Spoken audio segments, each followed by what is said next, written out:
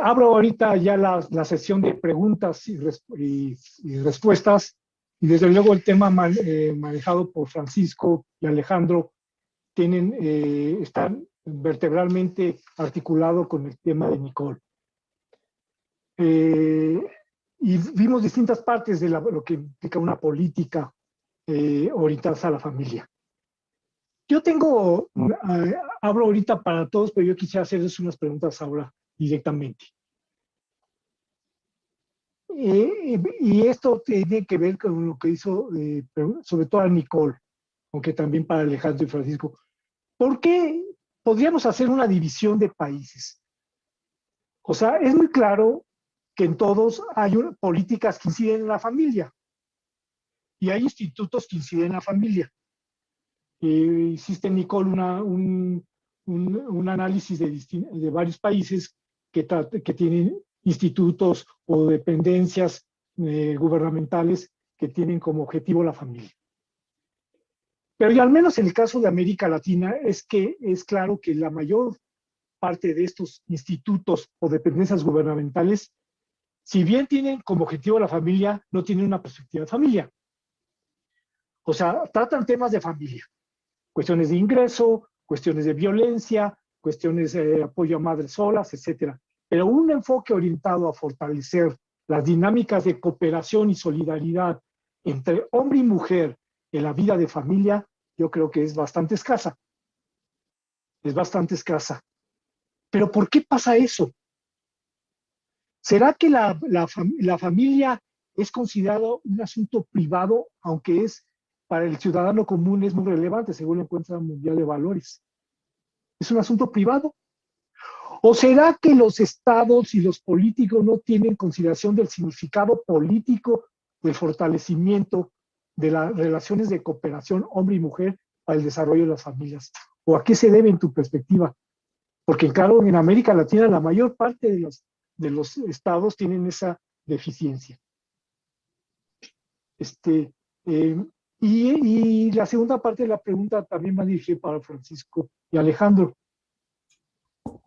En el caso específico de México, ¿por qué consideran ustedes que ahí hay una resistencia muy fuerte al tratamiento de la familia en cuanto a su desarrollo y su fortalecimiento en la cooperación hombre-mujer? Y señalo hombre-mujer porque del 100% de los hogares en México, el 12% son hogares encabezados por personas solas, se llaman hogares unipersonales. Y del otro 100%, del otro 88%, con excepción de menos de un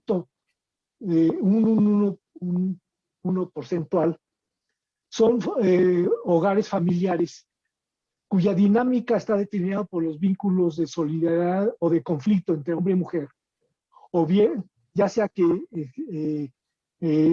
todavía existe una pareja hombre-mujer, más o menos es alrededor del 65% de los hogares, y en el otro 25% están encabezados por un hombre que no tiene pareja o una mujer que no tiene pareja. Entonces, ¿cuál es en su visión? ¿Cuál es el origen de esa falta de una visión estratégica de la familia? No que no haya política. Si hay políticas para la familia, pero familia como objeto, no como sujeto de estructuración, de fortalecimiento de la red. Esa es mi pregunta que quiero hacerles, que es una cuestión que para mí es muy importante. Sí, bueno, respecto a la primera pregunta, yo diría que, como tú señalas, en lo formal, en el fondo, claro, tenemos políticas de familia, pero cuando hacemos el análisis, queremos tener respuestas y queremos tener sobre todo una mirada como más integral, quedamos cortos, ¿no? Y yo creo que la política social en el fondo no ha hecho como esa bajada que en el fondo permita poner algunos puntos más relevantes sobre otros. Yo creo que eso también tiene que ver con la forma en que hacemos política pública, ¿no? Y eso tiene que ver también en la forma de operacionalizar esto. O sea, muchas veces yo creo que la mayoría de las gestiones latinoamericanas operacionalizan esto a modo de simplemente las transferencias, como lo vimos, y simplemente los subsidios y simplemente la cobertura, y no van más allá, ¿o no? no van más allá problema. Nosotros vimos en el estudio que este tema de la conciliación entre la familia, hombre, mujer y el trabajo, recién, acá de nuevamente se está legislando sobre eso, ¿no? Pero aún así, cuando uno se pone a ver el debate público, el debate en el Congreso, tampoco vemos que se esté operacionalizando como quisiéramos. Entonces, yo creo que también es como hacemos política pública en Latinoamérica y también hay una voluntad política, en el fondo de la política, o sea, la familia en el fondo como un lugar central de la sociedad, pero no para efectos electorales ni de corto plazo, sino que, como yo lo dije, o sea, hacer planes de familia con una mirada a largo plazo, como en otros países que se piensa de aquí a 30 años. Gracias, gracias. Pero la pregunta también me gustaría saber si eso tiene que ver con una falta de visión. O sea, volviendo al tema que manejaba en la mañana Oscar Rivas, tiene que ver con el paradigma que trabajamos sobre lo que es y cómo funciona la familia. O sea, no podemos abordar el problema porque nuestra perspectiva no lo permite definir esa centralidad en el terreno público, que tiene que ver con lo que planteaba Francisco y Alejandro. O sea, cómo un tema se vuelve política, tiene que construirse en una agenda. Pero no se puede construir una agenda porque nuestra concepción de cómo funciona la familia, cómo se estructura y su significado para los principales problemas sociales no es clara para la mayoría de la gente. Entonces, en ese sentido, no puede ser operacionalizada el tema familia y transformarse de tema social relevante a tema de una agenda pública. Bueno, Alejandro, Francisco, ¿qué piensan? Pues si quieres, tío, por un lado, me parece que yo lo que he visto aquí en México es que cuando se ha tratado de impulsar alguna política pública, inmediatamente empieza la polémica y la confrontación de que entonces si el instituto se va a llamar de las familias o de la familia. Y entonces ahí se han diluido muchas iniciativas porque a la hora de entrar, como en estos temas, pues la definición de la estructura de familia, pues entra una confrontación y como decía Paco, pues en un entorno donde el conflicto se descontrola, pues luego ya es más difícil generar una dinámica donde los actores puedan unirse. Entonces creo que hay un primer problema. Hola. Que es que cuando llegamos a esa definición, cuando queremos dar una definición, entramos en choque y entonces varias veces no se han podido fundar esos institutos. Eso puede ser uno, pero me parece también, Fernando, que si hay un paradigma de hacer políticas, creo que está abierto el micrófono, hay políticas que están hechas bajo el paradigma de la autonomía y no del vínculo de la persona.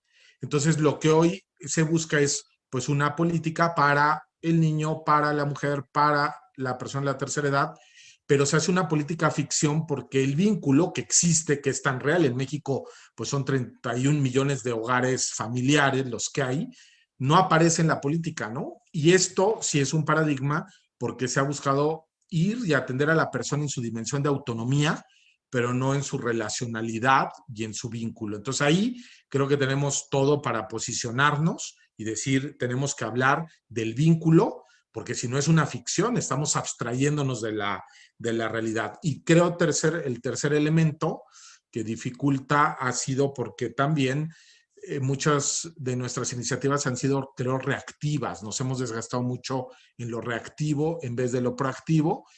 Y cuando llegamos a tener una propuesta, no tenemos toda la coalición que permite impulsarla.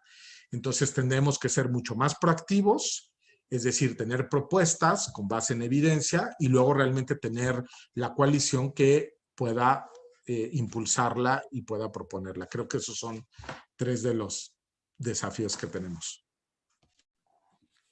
Bueno, yo pienso que las preguntas que haces, Fernando, son súper interesantes. Yo veo dos problemas importantes. Uno es efectivamente el enfoque que se tiene, porque digamos que no estamos acostumbrados a utilizar a la familia como unidad de análisis, ¿no es cierto? Y entonces, al menos yo me acuerdo de mis clases de planeación, ¿no?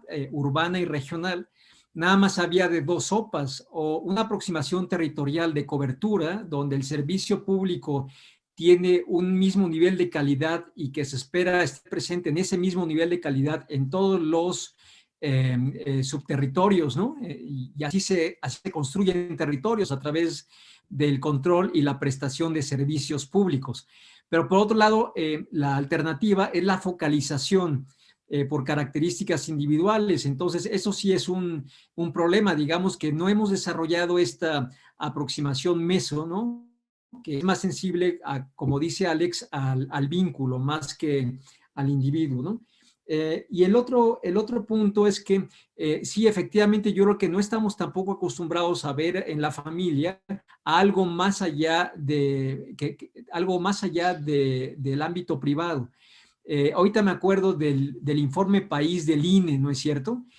Tiene unos cuadros súper interesantes de participación ciudadana en el país, y resulta que los mexicanos participamos más, sobre todo en grupos religiosos, ¿no? En grupos que tienen que ver con iglesias, etcétera, y después en sociedades de padres de familia, ¿no? Y ese tipo de cosas. Pero luego cuando discuten esta evidencia, resulta que ellos no reconocen verdadero capital social ahí, porque cuestionan la capacidad de estos grupos de ir más allá de su propia autorreferencialidad y de vincularse con los problemas de la ciudad, ¿no? Y entonces, más bien empiezan a considerar que el verdadero capital social se desarrolla en lo que va más allá de lo estrictamente micro, ¿no? Y yo creo que también tiene que ver con eso.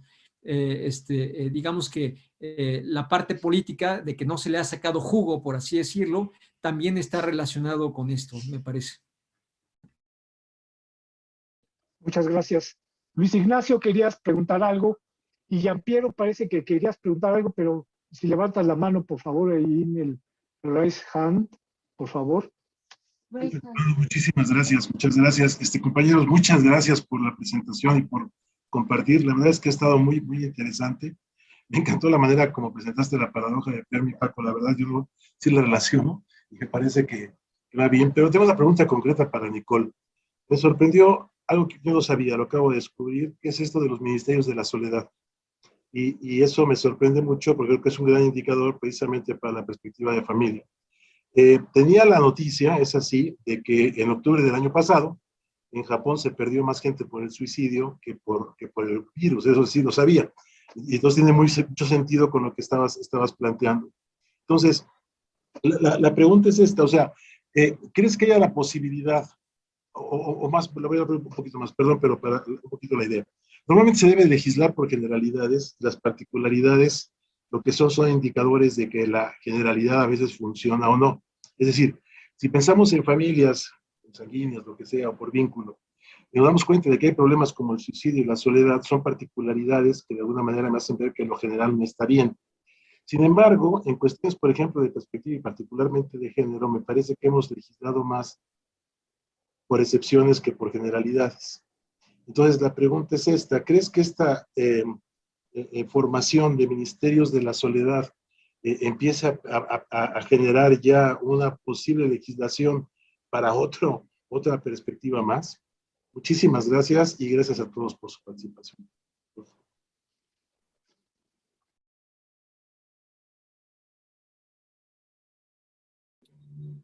Fernando, ¿contesta el tiro o esperamos la otra pregunta? Contesta, por favor. Ya, perfecto. Muchas gracias por la pregunta. Mira, este Ministerio de la Soledad, la verdad a mí también me impactaron mucho cuando empecé a leer, porque en un principio, como te dije en la charla, los dos en el fondo tratan el tema de fondo, pero para diferentes poblaciones, ¿no? Reino Unido para la tercera edad y Japón particularmente para los jóvenes. Yo creo que estos temas, la verdad es que son transversales, es decir, no podría generar como al tiro una respuesta sobre si efectivamente van a haber nuevos temas que engloben y se legislen y hay una orgánica y un nuevo ministerio, pero sí en el fondo este tema de salud mental sin duda llegó para quedarse. Entonces, un tema ahora fue la pandemia que lo gravitó, pero si ustedes se recuerdan, antes de esta gran crisis de coronavirus, ya habían algunos indicios, no solamente de la soledad en el fondo es el nombre de estas institucionalidades, pero el tema es la salud mental, cómo nos relacionamos en la familia, el estrés familiar, que ya venía siendo un tema no solo para mujeres, sino también para los adolescentes y los niños también.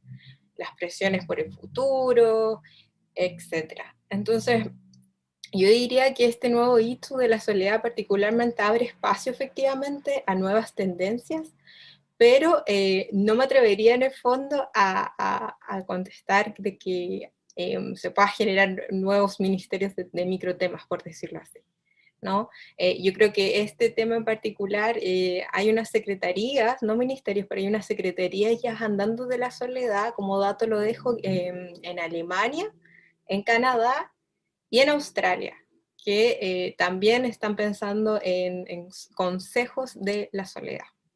Así que solo lo dejo como dato. Muchas gracias. Gracias, gracias, Nicole. Oye, Nicole, una pregunta. Fuera de América Latina, en los otros institutos o dependencias que tienen como objeto la atención de la familia, ¿encontraste en algunos de ellos que se plantearan como tema el fortalecimiento de los funcionamientos y las dinámicas de estructuración en la vida familiar? ¿O también son del perfil acá de nuestros institutos, nuestro DIF en México o otros institutos, la mayoría de América Latina, que solo son objetos de políticas asistenciales, que son positivas, muchas de ellas, pues a disminuir, darle cobertura y protección a la mujer que sufre violencia en el hogar, pues será muy, muy positivo, desde luego, o dar becas a niños en condiciones de marginalidad para que no salgan de la escuela y sigan estudiando, pues es muy positivo, pero ninguna de ellas tiene perspectiva de familia, o sea, ninguna de ellas está orientada a la estructuración de relaciones de cooperación y solidaridad en la vida familiar que permitan potenciar la aportación de la familia a sus miembros y a la sociedad.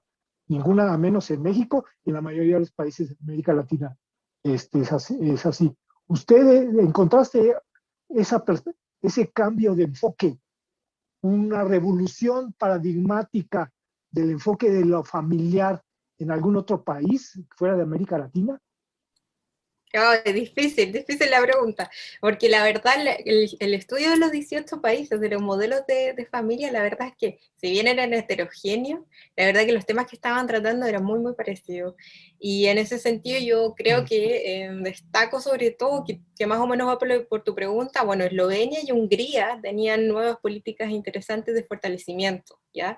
¿Por qué lo digo y por qué lo destaco? Porque los otros ministerios no los tenían, o sea, siempre estaba digamos, la oferta pública a lo que ya conocemos, por ejemplo, los subsidios, o sea, las escuelas, los jardines infantiles, etcétera, o sea, lo clásico en el fondo, como el piso mínimo, digamos. Pero buscar algo más allá, yo te diría Eslovenia, por el tema de que ellos tienen una facultad especial de investigación, y Hungría, porque últimamente en los últimos 2 gobiernos han introducido políticas de fortalecimiento porque la fecundidad de ellos es muy preocupante, ¿ya? Entonces yo diría que esos 2 países yo los destaco. Bueno, entonces quiere decir que el problema que tenemos es un paradigma. O sea, seguro que señalaron los 3. Hay un problema de paradigma de cómo entendemos la familia, su relevancia en la vida privada y su relevancia en la vida pública. Y eso es precisamente ese cambio de paradigma de lo que queremos impulsar con la idea de perspectiva de familia. Pero hablar de la perspectiva de familia implica un cambio de cómo abordamos estos problemas. Y entonces, para poder impulsar, tenemos que entender primero, en mayor nivel, con mayor claridad, pues cómo se construye una agenda pública. Si la mayoría tienen el paradigma de que la familia solo es objeto de beneficios puntuales, o ya sea económicos o de servicios puntuales, entonces, ¿cómo podemos cambiar eso a un enfoque de perspectiva de familia? Entonces, tenemos que cambiar el paradigma. Y me acuerdo del libro de Thomas S. Kuhn, La estructura de las revoluciones científicas. Y decía Thomas Kuhn, y esto desde principios de los 60, la primera mitad de los 60, escribió su famoso libro. ¿Cómo se transmite el saber de una generación a otra? Los marcos de interpretación en las ciencias, estábamos hablando de las ciencias naturales, física, química, etcétera. ¿Cómo se transmiten? Pues dicen a través de la escuela. La universidad, la función de la licenciatura fundamentalmente, o de su equivalente, es transmitir una serie de saberes que parezcan evidentes a los que se forman y que constituyen su ámbito de interpretación, es el paradigma. Entonces, en este contexto, ¿cómo podemos aspirar a promover la perspectiva de familia si el paradigma dentro de nuestras universidades, y no solamente la vía privada, es que la familia es una entidad privada? Entonces tenemos que hacer una labor impresionante a nivel escolar, universitario. Tenemos que poder abrir la discusión sobre la perspectiva de familia, no solamente entre los asociados, sino en nuestros ámbitos universitarios. De tal manera que en un nivel cada vez mayor, académicos y políticos que se forman en relación con ellos puedan tener una visión de la que la familia no nada más debe ser objeto de una asistencia social, que vuelvo a repetirlo, pues puede ser muy importante y legítima, pero una familia no nada más debe ser objeto de una política, debe ser actor de una reconstrucción de las relaciones sociales, de la relación entre hombre y mujer. ¿Y por qué enfatizo la relación hombre y mujer? Porque en el caso de México, el 88% de los hogares que son familiares, el 87% son resultado de las virtudes o las desavenencias entre un hombre y una mujer, o fueron el resultado de un resquebrajamiento de la relación entre un hombre y mujer. Ese es el 87% de los hogares. El 1% restante son otros tipos de hogar. Y el otro 12% son los hogares unipersonales, gente que vive sola. Entonces necesitamos un cambio de paradigma. ¿Cómo lo promovemos? Eso es lo que me gustaría que pudiéramos trabajar en este observatorio y con la guía. No sé si tengan algún otro comentario, algunos otros de los participantes que quisiera dar su opinión sobre estas cuestiones.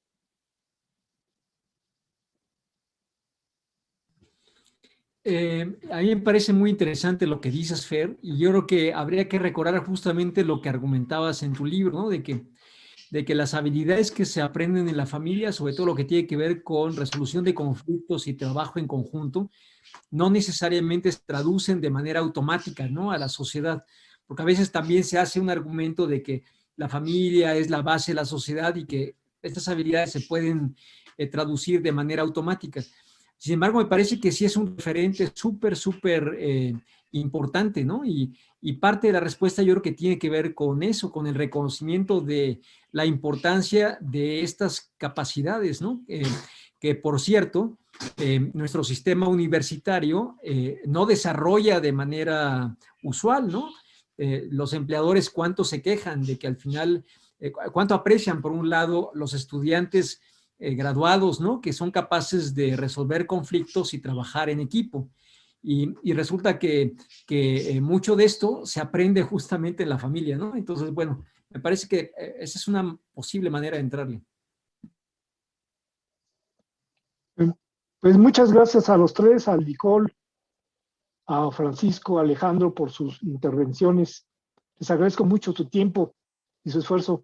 Los tres están participando en la elaboración del manual para la guía para el análisis de la perspectiva de familia en las políticas públicas. Se los agradezco mucho. Estaremos en contacto en los siguientes meses. Y nada más quisiera terminar diciendo que Francisco, te ves muy bien cuidando tu niño. Y nada más te digo una cosa, yo cuando mi hijo estaba chiquito, pues también jalaba con él de aquí para allá. Y entonces dije, ¿qué puedo hacer para que mi hijo no sea sociólogo, sino sea de otra disciplina? Y entonces bromeaba y decía, pues lo voy a llevar a mi instituto varias veces para que se aburra. Y entonces ya ahí en el ámbito con los sociólogos va a decir, pues los sociólogos son muy aburridos. Y lo lograste. Mi hijo, sí, no es sociólogo, aunque le interesan mucho los temas. Bueno, espero que tu hijo, estando ahí, no acabe diciendo también que esto que tratamos los estudiosos de la familia sea muy aburrido, porque entonces tendría problemas importantes. Pero desde luego nada más es un comentario chusco. Pues Sí, felicidades a los tres y sí, muchas gracias. gracias a todo ¿no? al público. Sí quiero decirles que a partir del próximo mes nada más vamos a tener la sesión de las tardes. Esta sesión de las mañanas que hubo en la mañana derivó de que en febrero, en enero no tuvimos una sesión y se nos descuadró el calendario los que habían estado apuntándose desde el principio. Pero ya en mayo nada más será la sesión de la tarde. Les agradezco mucho su participación y a todos los oyentes y al público en general, pues muchas gracias por su tiempo. Nos vemos la próxima vez. Hasta luego.